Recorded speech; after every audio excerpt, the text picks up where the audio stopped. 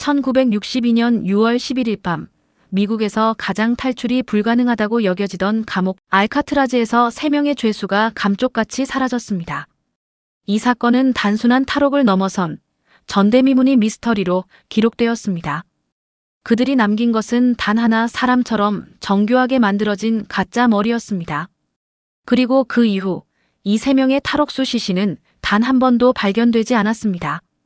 과연 이들은 샌프란시스코만의 차가운 바다에서 익사했을까요? 아니면 세상의 감시망을 피해 완벽하게 사라지는 데 성공했을까요? 이 질문은 반세기 넘게 풀리지 않는 수수께끼로 남아있으며 오늘날까지도 많은 이들의 상상력을 자극하고 있습니다. 알카트라즈 교도소는 샌프란시스코 앞바다 한가운데 위치한 작은 섬에 세워진 감옥이었습니다. 이곳은 단순한 감옥이 아니라 악마의 섬이라는 별칭으로 불릴 만큼 그 악명이 높았습니다. 특히 그 지리적 위치 자체가 완벽한 요새 역할을 했습니다. 샌프란시스코만의 거칠고 차가운 해류와 예측 불가능한 강한 조류, 그리고 1년 내내 낮은 수온은 그 자체로 거대한 자연 방벽을 형성했습니다. 이러한 환경은 탈출을 시도하는 것 자체가 곧 죽음을 의미하는 것이나 다름없었습니다. 실제로 수많은 죄수들이 알카트라즈 탈출을 꿈꿨지만 대부분 차가운 바다에 갇혀 익사하거나 체포되고 말았습니다. 그래서 이곳은 한번 들어가면 절대 나올 수 없는 감옥이라는 냉혹한 평판을 얻게 되었습니다. 이곳에 수감된 죄수들에게 바다는 곧 자유가 아닌 죽음을 상징하는 장소였습니다. 하지만 이 불가능해 보이는 난공불락의 요새를 뚫으려는 한 사람이 있었습니다. 바로 프랭크 모리스였습니다. 그는 높은 지능과 뛰어난 계획 능력을 가진 범죄자로 유명했으며 여러 차례의 탈옥 시도 전력으로 인해 알카트라즈에 수감된 인물이었습니다. 프랭크 모리스는 알카트라즈에 발을 들인 순간부터 감옥의 구조를 면밀히 분석하기 시작했습니다. 그는 감옥의 건축 도면을 암기하고 매일매일 주변 환경을 세심하게 관찰하며 약점을 찾아 나섰습니다. 그리고 마침내 하나의 중요한 약점을 발견하게 됩니다. 그것은 바로 감방 내 환풍구 주변의 콘크리트 벽이 생각보다 약하고 부식되어 있다는 사실이었습니다. 이 작은 균열은 그에게 탈출이라는 신락 같은 희망을 안겨주었으며 그는 이 기회를 놓치지 않기로 결심합니다. 프랭크 모리스는 혼자서 이 모든 복잡하고 위험한 계획을 실행할 수 없다는 것을 직감했습니다. 그는 자신의 원대한 탈옥 계획에 동참할 신뢰할 만한 동료를 물색했습니다. 그리고 이내 2명의 형제, 존 앵글린과 클라렌스 앵글린을 자신의 계획에 끌어들였습니다. 앵글린 형제 역시 과거에 여러 차례 감옥을 탈출하려 했던 전력이 있는 노련한 탈옥수들이었습니다. 그들은 대담하고 끈기 있는 성격을 가지고 있었으며 프랭크 모리스의 계획에 깊이 공감했습니다. 이렇게 3사람은 의기투합하여 무려 2년에 걸쳐 치밀하고 정교한 탈옥 계획을 준비하기 시작했습니다. 이 기간 동안 그들은 서로의 장점을 활용하고 단점을 보완하며 완벽한 팀워크를 구축했습니다. 그들이 탈옥을 위해 사용한 도구는 놀랍게도 숟가락과 포크 같은 식기류, 그리고 훔친 진공 청소기 모터에서 얻은 드릴, 비트 등이었습니다. 삼엄한 감시가 이루어지는 감옥 내부에서 전문적인 공구를 사용하는 것은 사실상 불가능했기 때문에 그들은 일상적인 도구들을 기발하게 개조하여 사용했습니다. 그들은 이 허술해 보이는 도구들로 하루하루 조금씩 교도관들의 눈에 띄지 않게 감방 벽을 파내기 시작했습니다. 파낸 콘크리트 조각이나 흙은 감옥 내 작업장에서 구한 재료들과 섞어 교묘하게 위장하거나 변기를 통해 흘려보내는 등 철저하게 흔적을 숨겼습니다. 벽을 파낸 흔적은 종이와 마분지로 만든 가짜 벽으로 감쪽같이 감췄습니다. 교도관들은 매일 감방을 순찰하며 수감자들의 일거수일투족을 감시했지만 이들의 치밀한 위장술과 인내심 앞에서는 속수무책이었습니다. 그리고 이들의 대담함과 기발함을 가장 잘 보여주는 증거는 바로 그들이 만든 가짜 머리였습니다. 탈출 당일 교도관들을 감쪽같이 속이기 위해 그들은 비누와 종이, 석고 등을 이용해 사람의 얼굴을 본뜬 모형을 만들었습니다. 여기에 이발소에서 몰래 모은 머리카락을 섬세하게 붙여 실제 사람처럼 보이게 했습니다. 더욱이 이 가짜 머리들을 침대 위에 올려놓고 담요로 덮어 마치 죄수가 깊이 잠들어 있는 것처럼 보이게 하는 연출까지 했습니다. 교도관들은 새벽 순찰 중에도 가짜 머리에 속아 넘어갔고 아무런 의심 없이 지나쳤습니다. 이 모든 준비는 단순히 감시를 피하는 것을 넘어 철저하게 교도관들을 기만하기 위한 고도의 심리전이자 위장 전술이었습니다. 마침내 1962년 6월 11일 밤 그들은 모든 준비를 마치고 역사적인 탈옥을 실행에 옮깁니다. 어두운 밤, 3명의 죄수는 자신들이 2년간 공들여 파낸 환풍구를 통해 감방 밖으로 빠져나왔습니다. 그들은 침대 위에는 가짜 머리를 남겨두어 마치 자신들이 깊이 잠들어 있는 것처럼 보이게 함으로써 시간을 벌었습니다. 감방을 벗어난 그들은 좁고 어두운 통로를 조심스럽게 기어올라 옥상으로 향했습니다. 옥상에 도착한 그들은 미리 준비해둔 우비로 만든 뗏목을 꺼냈습니다. 이 뗏목은 방수 우비를 여러 개 이어붙여 만든 것으로 단순해 보이지만 치밀하게 설계된 탈출 도구였습니다. 그들은 망설임 없이 차가운 샌프란시스코만의 바다로 뛰어들었습니다. 그들의 목표는 약 8km 떨어진 알카트라즈 섬의 북쪽에 위치한 엔젤 아일랜드였습니다.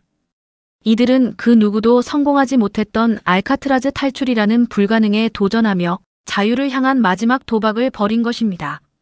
다음 날 아침, 교도관들은 평소와 다름없이 감옥 순찰을 돌다가 이상한 장면을 발견했습니다. 3명의 죄수가 여전히 침대에 누워있는 것처럼 보였기 때문입니다. 처음에는 대수롭지 않게 여겼지만 가까이 다가가자마자 섬뜩한 진실을 마주하게 됩니다. 그것은 사람이 아니라 정교하게 만들어진 인형이었습니다. 교도관들의 얼굴에는 경악과 함께 당혹감이 스쳤습니다. 그제야 탈옥 사실이 공식적으로 밝혀졌고 즉시 FBI가 투입되어 전례 없는 대규모 수색 작전이 시작되었습니다. 미국 전역이 이 전대미문이 사건에 주목했으며 언론은 연일 알카트라즈 탈옥 사건을 대서특필했습니다. 하지만 수색 결과는 매우 이상했습니다. 샌프란시스코 만 일대를 샅샅이 뒤졌지만 바다에서는 찢어진 뗏목의 일부와 몇 점의 소지품만이 발견되었습니다. 소지품 중에는 앵글린 형제의 것으로 추정되는 방수 지갑과 사진 등이 포함되어 있었습니다. 그러나 가장 중요한 탈옥수들의 시신은 단 하나도 발견되지 않았습니다. 바닷속을 샅샅이 뒤지고 해안선을 따라 수백 킬로미터를 수색했음에도 불구하고 그들의 흔적은 어디에도 없었습니다. 그럼에도 불구하고 FBI는 공식적으로 결론을 내립니다. 그들은 샌프란시스코만의 차가운 수온과 강한 조류를 이기지 못하고 바다에서 익사했다는 것이었습니다. 당시 FBI 국장인 존 에드거 후버는 이들이 사망했다고 확신했으며 대중에게도 그렇게 발표했습니다. 그의 논리는 간단했습니다. 알카트라즈의 환경을 고려할 때 생존은 불가능하다는 것이었습니다. 하지만 바로 여기서부터 이 사건은 풀리지 않는 미스터리로 변모하게 됩니다. 만약 정말 그들이 익사했다면 왜 시체가 단 하나도 발견되지 않았을까요? 알카트라즈 주변 해역은 유속이 빠르지만 시신이 전혀 발견되지 않는다는 것은 매우 이례적인 일이었습니다. 시신은 일반적으로 며칠 내에 수면 위로 떠오르거나 해안으로 밀려오기 마련입니다. 그러나 3명의 시신은 끝내 발견되지 않았습니다. 그리고 시간이 흐르면서 이들을 둘러싼 이상하고 충격적인 이야기들이 등장하기 시작합니다. 탈옥 이후 앵글린 형제의 가족에게 수년 동안 정체불명의 장미가 매년 배송되었다는 증언이 나왔습니다. 누가, 왜 앵글린 가족에게 장미를 보냈을까요? 가족들은 이 장미가 형제들이 살아있다는 비밀스러운 메시지라고 굳게 믿었습니다. 이 장미 배달 사건은 단순한 우연으로 보기에는 너무나 기묘한 일이었습니다. 그리고 1975년 브라질에서 찍혔다고 주장되는 한 장의 흐릿한 사진이 공개되면서 사건은 새로운 국면을 맞이합니다. 사진 속 인물은 앵글린 형제와 얼굴 구조가 거의 일치한다는 전문가들의 분석까지 나왔습니다. 이 사진은 탈옥수들이 남미로 도피하여 새로운 삶을 살고 있을지도 모른다는 강력한 가능성을 제기했습니다. 당시 브라질은 정치적 혼란이 심했고 신분 위장이 비교적 쉬웠던 곳으로 알려져 있었습니다. 또한 앵글린 형제의 어머니는 죽는 순간까지도 자신의 아들들이 살아있다고 굳게 믿었으며 매년 그들이 돌아올 날을 기다렸다고 합니다. 그리고 가장 충격적인 전환점은 2013년에 FBI에 도착한 한 통의 편지였습니다. 이 편지는 손글씨로 작성되었으며 놀랍게도 나는 존 앵글린이다. 우리는 탈출에 성공했고 아직 살아있다. 라는 내용이 담겨 있었습니다. 편지에는 당시의 구체적인 상황과 이후의 행적에 대한 단서들도 포함되어 있었습니다. 존 앵글린은 편지에서 자신이 암에 걸려 죽어가고 있으며 자수를 조건으로 의료 혜택을 요청하는 듯한 내용을 담았습니다. 이 편지는 수십 년간 잊혔던 알카트라즈 탈옥 사건에 다시 불을 지폈고 전 세계 언론의 뜨거운 관심을 받았습니다. FBI는 즉시 필적 감정을 의뢰했지만 명확하게 존 앵글린의 필적이라고 단정할 수 없다는 애매한 결론을 내렸습니다. 결국 이 편지의 진위는 끝내 확인되지 않았으며 또 다른 미스터리로 남게 되었습니다.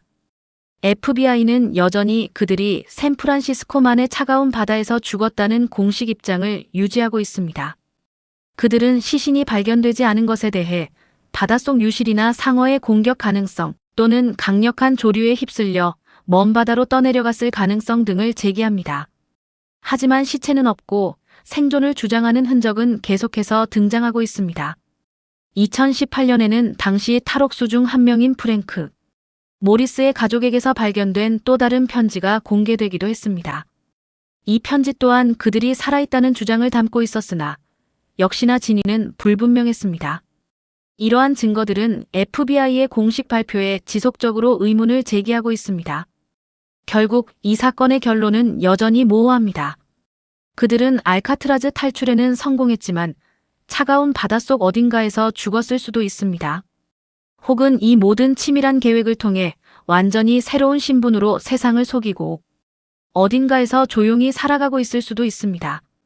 실제로 당시 탈옥수들의 치밀한 계획과 그들이 만든 뗏목의 성능, 그리고 당일의 기상 및 해류 조건을 종합적으로 분석하면 생존 가능성이 없지 않다는 주장도 많은 전문가들에 의해 제기되고 있습니다. 확실한 것은 단 하나, 1962년 6월 11일 밤 이후 3명의 죄수는 알카트라즈에서 완전히 사라졌다는 사실입니다. 그리고 60년이 넘게 지난 지금까지도 그들이 정확히 어디로 갔는지, 어떻게 되었는지 아무도 모른다는 것입니다. 알카트라즈 탈옥 사건은 그렇게 미제 사건으로 남아 전설처럼 사람들의 상상력을 자극하고 있으며 우리에게 풀리지 않는 의문을 던지고 있습니다. 그들은 정말 샌프란시스코만의 차가운 바다에서 죽음을 맞이했을까요? 아니면 세상에서 가장 완벽한 탈출에 성공하여 새로운 삶을 시작했을까요? 당신은 이 미스터리한 이야기에 대해 어떻게 생각하십니까?